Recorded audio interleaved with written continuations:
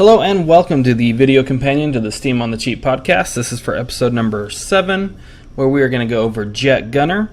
This game is $3.99 on the Steam store. It's done by St. Clair Strange, and it came out on August 4th. Now this game launched with quite a few bugs that turned me off, so I waited almost a week to do this video review to really try to play it again, hoping that the developer fixed it. First of all, the Xbox controllers were bad when it first came out. Then they took away Xbox controller support, and then that's been recently added. I saw by the patch notes, and he said that he adjusted some more controls to make it more sensitive and work better. So let's go ahead and give it a try and see how it is. So I'm gonna go on normal mode because I don't want to die a million times right away. As you can see, I've made it to stage 3 before I got angry and just stopped playing with the way the controls were before.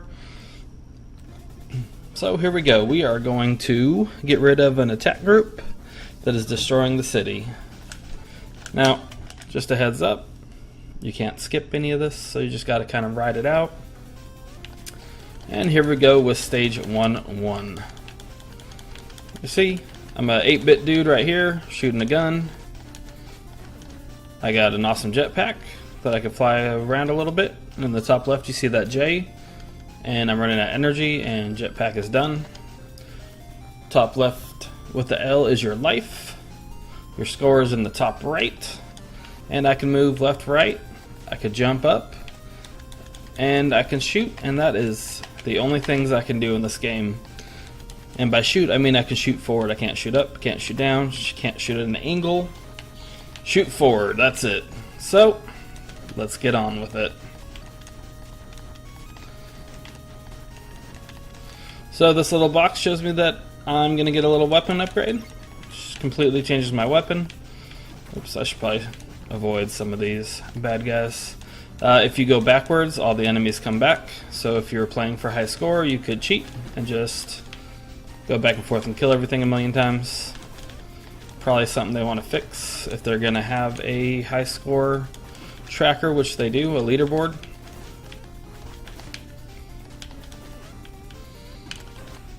Alright, let's stop this though because this is getting ridiculous. You see my mouse is showing up for some reason. So, another something for this developer to fix. So let's continue on with the game.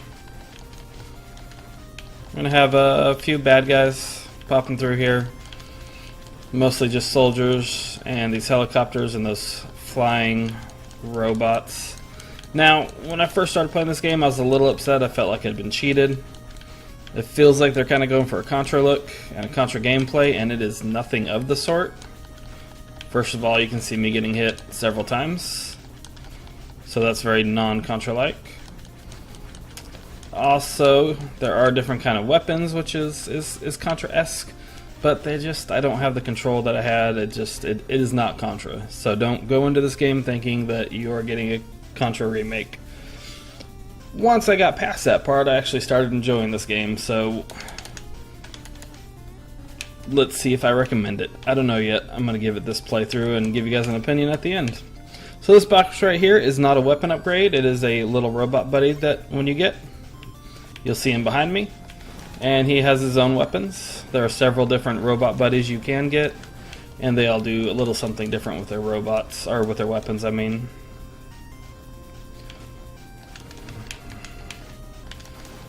And we can get ourselves a little 1-up here.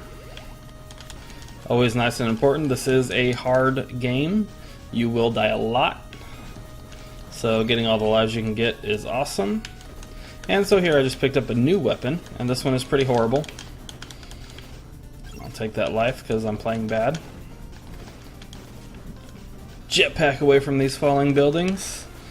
And now here's another box that is going to change my robot buddy up there. So, same looking guy, but now he shoots just whatever that strange bullet is. Maybe a normal bullet.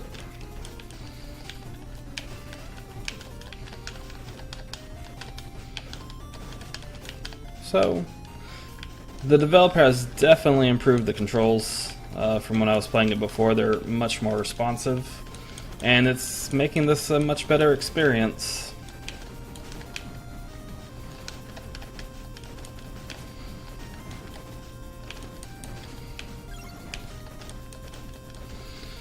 Alright.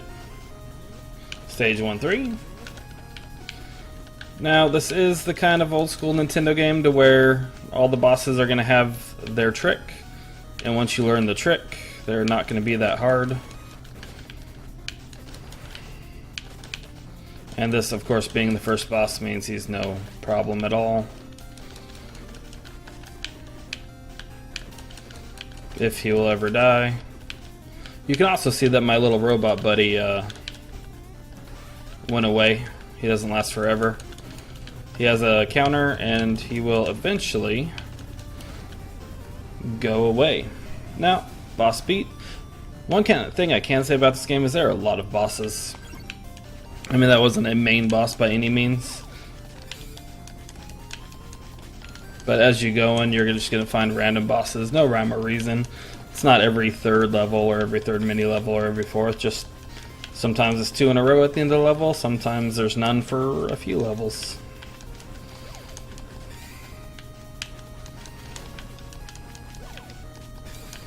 Oops.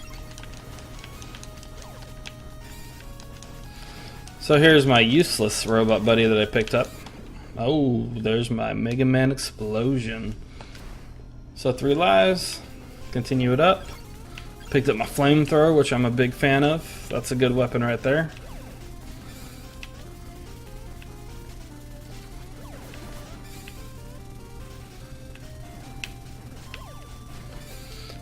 If you're wondering, no, I don't have a turbo. You can hold your finger down and just permanently shoot.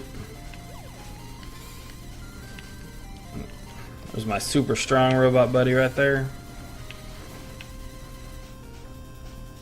Alright, stage 1-4.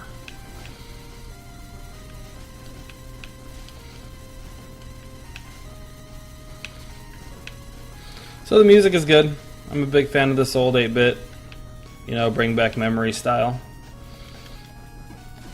Reminds me of some people would say better time, but definitely not, because the games these days are much more enjoyable. But maybe better memories when video games were still new and exciting. So, some more falling buildings. Now, I am going to skip that gun because I don't like it as much. You do have that option.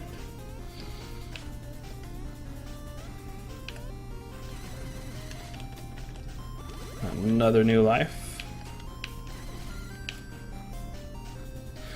Now, one thing about this game that I will say, it is definitely a downside for me, especially being spoiled with the games of these days, is that it's not randomly generated. The bad guys are always going to be where the bad guys are. The health and the new weapons are always going to be where those are. Now, the weapons that are... Oh, I should have switched weapons too. This is definitely not a good weapon for this boss. The weapons that are in the boxes might change, but their positions won't and where you'll find them. So these levels are all the same. Bad guys, same places. Definitely something that I'm gonna call bad.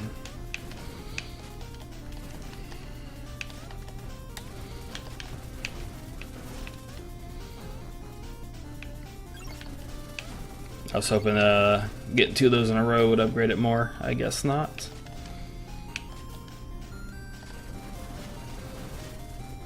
Not a lot of range on this flamethrower, but it certainly is strong.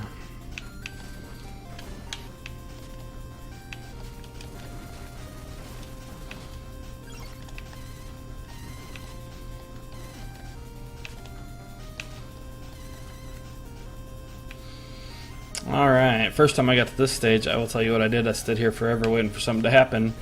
Don't do that. You gotta move.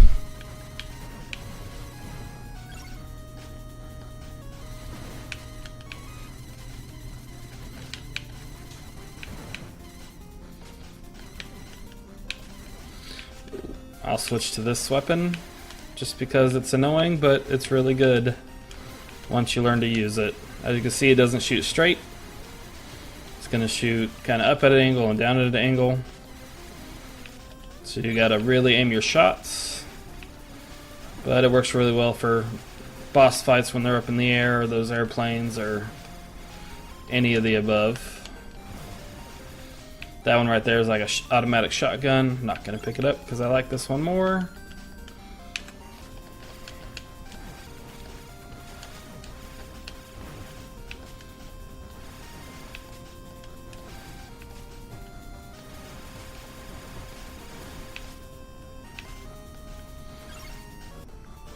See, another boss. They come fast and furious.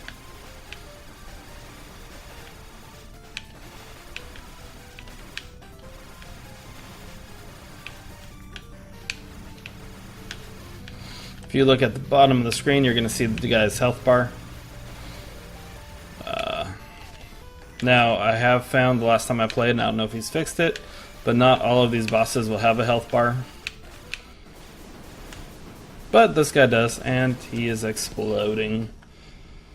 So, stage complete. And we're on stage number 2. I'm going to go ahead and end the video right here. There's only 6 levels, like total stages in this game, and I don't want to ruin it for you. My overall opinion is that this game is a lot of fun. I really didn't like it to begin with. There were some bugs, and it's not what I thought I was getting, but once I realize this is not a Contra remake. This is just kind of a... It's not even a Mega Man remake. It's just a guy doing some 8-bit graphics on an old play style. It became a good game. And I don't know if it's a good budget game yet. I don't know how much time I'm going to put into it. We'll see how long it takes me to beat it at least once and maybe go into hardcore mode. I'm going to say if you're not on a budget, definitely pick up this game.